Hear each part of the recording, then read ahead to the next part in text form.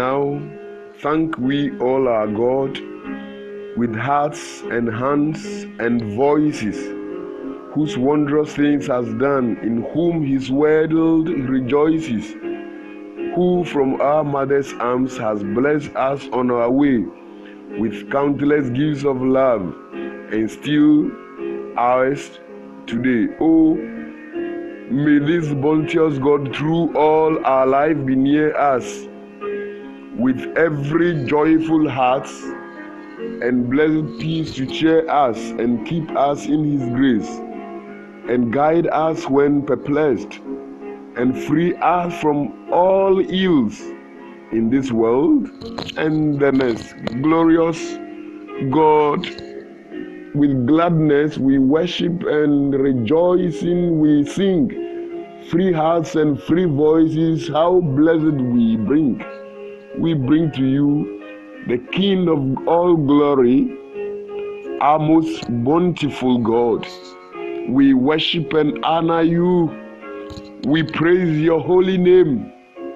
We adore you because you are God, the God of the world. Brothers and sisters in the Lord, our glorious God has done it again for giving us the gift of life and for gracing us day in and day out. We thank him so much. In that spirit of thanks to God and for the empowerment of his spirit, I ask that you specially join me in today's edition of Bright Morning Reflections. Today, Monday, 21st May 2018. I am the Reverend Bright Mariana Mfojo, a minister of the gospel with the Evangelical Presbyterian Church Ghana, and your author of Bright Morning Reflections. The text for today is Acts chapter 2, verse 14 to 21. The Acts of the Apostles, chapter 2, verse 14 to 21. I read the text from the International Standard Version of the Holy Bible.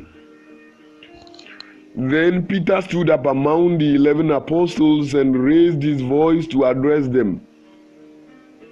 Men of Judea and everyone living in Jerusalem, you must understand something, so pay close attention to my words.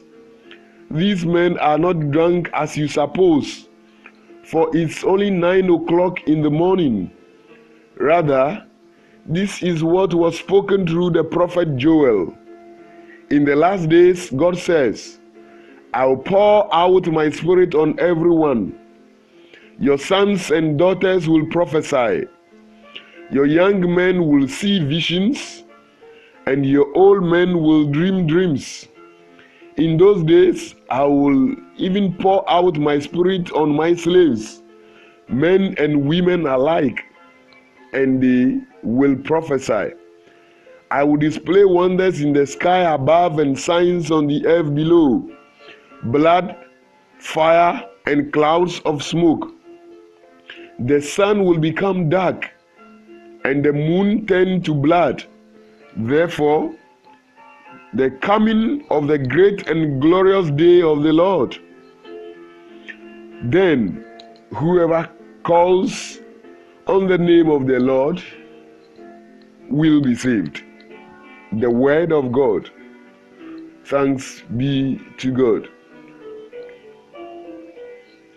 Beloved in Christ, yesterday was Pentecost Day, and Pentecost is 50 days after the resurrection of Jesus Christ from the dead, or 10 days after his ascension.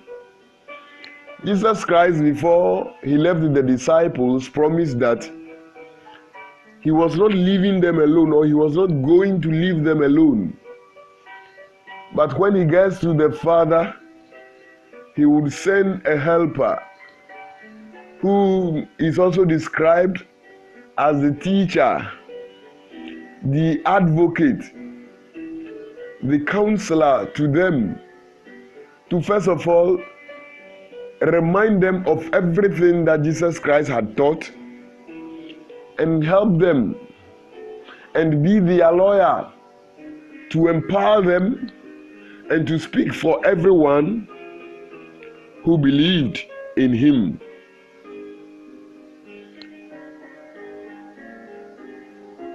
This indeed came to pass on the day of Pentecost, where the disciples and a host of people had gathered, and the Holy Spirit descended on them like tongues of fire, and they spoke in different tongues, in languages that they could not understand themselves unless for interpretation. But the people who were listening heard them speak in their own native languages. So they understood what the people were saying. They were shocked. Some of them who indeed understood were praising God. But the others, some others who did not understand, mocked and said that they were drunk of new wine. Because of this, Peter got up, and this time speaking in plain language, in a language that everybody understands, in a language that he was understanding himself, spoke. He addressed the crowd. The reason why there was so much crowd in Jerusalem at the time when the Holy Spirit was poured down was that the people had come for one of their national festivals, the Feast of Weeks, as instructed by God, so they could give thanks to God for their famine. So there were so many people in Jerusalem, Phrygia, Pamphylia, Edom, Libya, Cappadocia, and so many different places. But these men from Galilee were speaking in a language that all these people could understand. That very morning, how could they be drunk? So the Apostle Peter got up and addressed the misconception that some of the people had about how the Spirit of God was working among them. In the Old Testament times, a person who received a special gift of God's Spirit may have announced a message from God as evidence of the Spirit's presence, as we see it in, for example, Numbers chapter 11, verse 26. So also on the day of Pentecost, when the followers of Jesus Christ received the promised gift of His Spirit, they spoke words from God, and they did so in other tongues. This means that their speech was in words that did not belong to their own language, and that they did not understand unless someone interpreted them. As we see in 1 Corinthians chapter 14, verse 13 to 19. Some Jews who were in Jerusalem for the festival recognized their local languages in the speech of the disciples and praised God. Others recognized no languages at all and accused the disciples of being drunk. Peter addressed them, this time speaking his normal language. His address shows some features of the early apostolic preaching. First, he quoted from the Old Testament to show that the Pentecost events fulfill what the prophets foretold. To Peter, the important point of the prophecy was that God poured out His Spirit on everyone. Not everyone, whether believers or not, but everyone within the community of God's people, whether male or female, young or old, slave or free. Here, Peter was full of the Holy Spirit, and he showed his authority. He denied that the believers had drunk wine. It was too early in the day. He explained that the prophet Joel had spoken about these events. Peter spoke verses from the book of the prophet Joel in Joel chapter 2, verse 28 to 32, which spoke of the day of the Lord. For Jews, the day of the Lord meant the day when God would change the world. They believed that God would give power to Israel then. It would also be a day when God would bring terrible judgment. The Jews divided time into two ages. The present age was completely evil. There was also the age that could come. This was a time when God will rule over the world. The day of the Lord separated the two ages. These strange events of Pentecost happened because God was sending his Holy Spirit to his people. So Peter made them understand that no, this prophecy as written by Joel, that in the last days the young men and the old men and everybody who had believed in God would be seeing visions. The young men will see visions, and the old men and women will dream dreams. Is a kind of prophecy that indeed that is coming to pass. So Peter explained this and explained it into details, quoting from the Old Testament. Brothers and sisters in Christ, it is important to note that God does not discriminate on grounds of sex, race, tribe, age, or status. He accepts all and treats everybody equally. Whether you are educated or not, whether you are young or old, whether you are an Ewe or a Kokomba, an Akan or a Gan, or a Fanti, or whatever, wherever, God does not discriminate, because the prophecy was for everybody who believed in him. So everybody who believed in him would receive the power of his resurrection and the power of his Holy Spirit. So it is not a matter of your race or your sex. It is not about whether you are a man or a woman, male or female. No, the Spirit of God does not discriminate and gives gifts to all men and women. So take note that no matter where you are coming from, no matter your status, God is there and gives gifts to his people. Hallelujah. Beloved in Christ, again, alcohol is a spirit too. The Spirit of God cannot work in people with the spirit of alcohol. When the people were speaking in different tongues, the people thought that they were being moved by alcohol, to mean that they have seen people who were drunk and had done all sorts of things before. Alcohol is a spirit. And people who had made themselves slaves of alcohol will never be taken serious on earth, because alcohol can drive them to do things that are unacceptable, that will appear as if it is the Spirit of God. The Spirit of God is distinct. And so the point there is that we must desist from drunkenness, because when we are drunk, the evil spirit enters into us and we do things that are uncalled for. And alcoholism or drunkenness can even lead us into sin, from one sin to the other. It is when you are drunk that you plan evil against your brother or sister.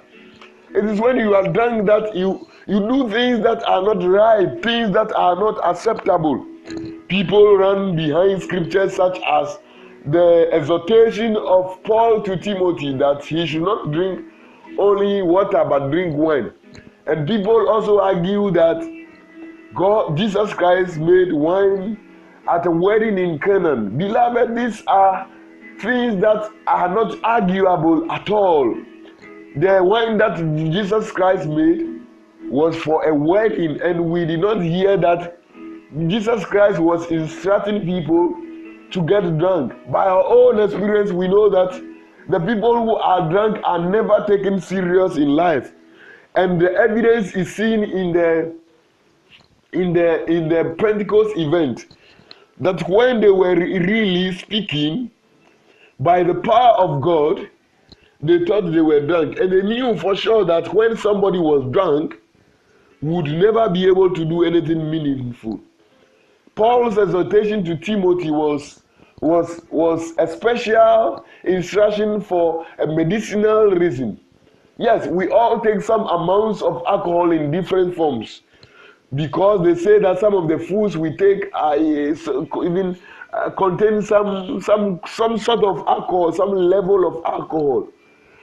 And so let us be careful that when it is possible, totally disease from alcohol. And if it is not for medicinal reasons, even if it is for medicinal reasons, you cannot go about getting drunk all the time. You commit a lot of things that God will not be happy with. You will be swimming in the pool of sin that will take you out of the reach of God.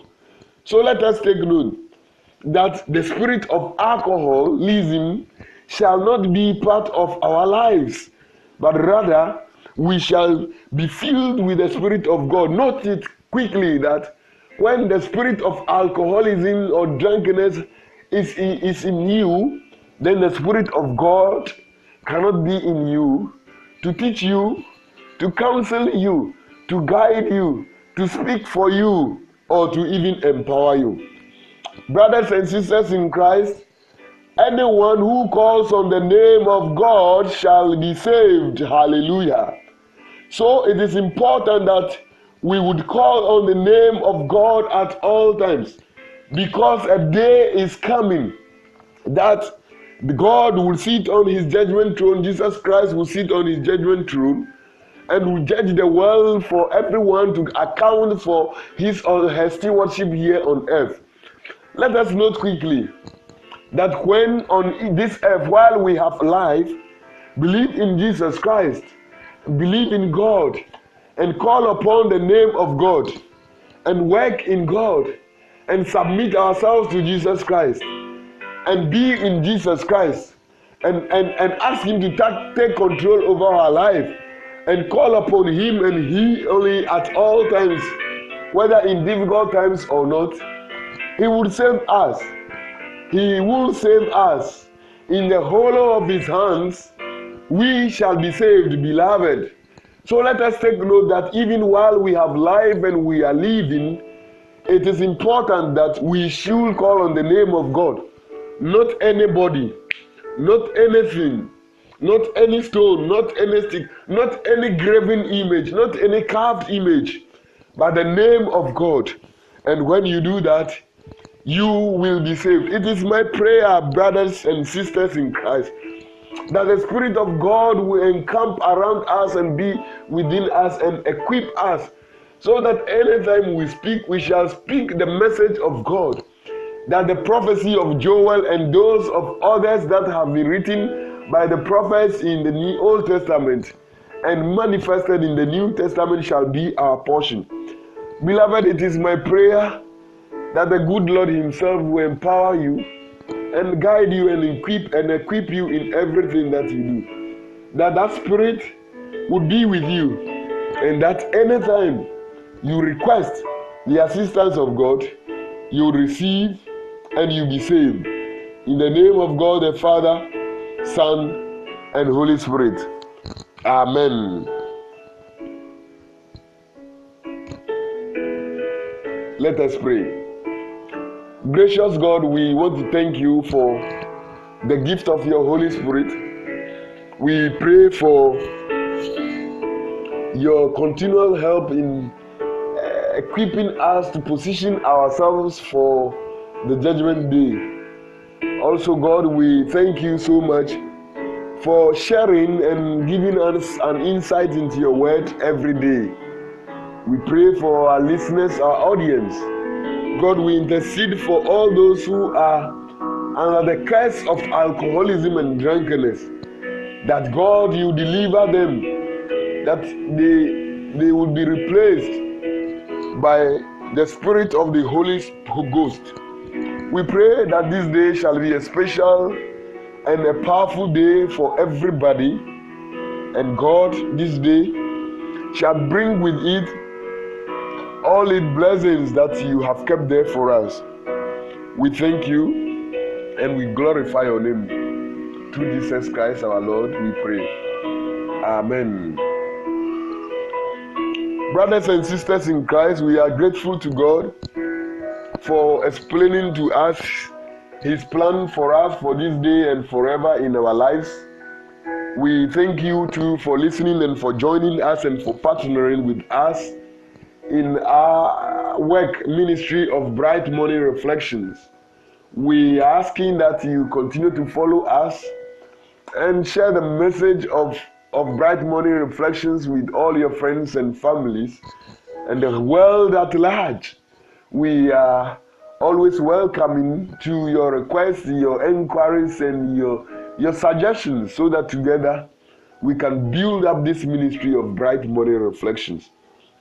I am the Reverend Bright Mawiena Mfojo, the altar of Bright Morning Reflections, an ordained minister of the Evangelical Presbyterian Church Ghana. It is my prayer and hope that the good God will continue to empower us with the Holy Spirit, with His Spirit, the Spirit of God, that in all we shall remain steadfast and strong, calling upon His name, and then He would be with us and help us in everything. We thank you. God willing, tomorrow would come your way again. Tomorrow, Tuesday, May 22, 2018.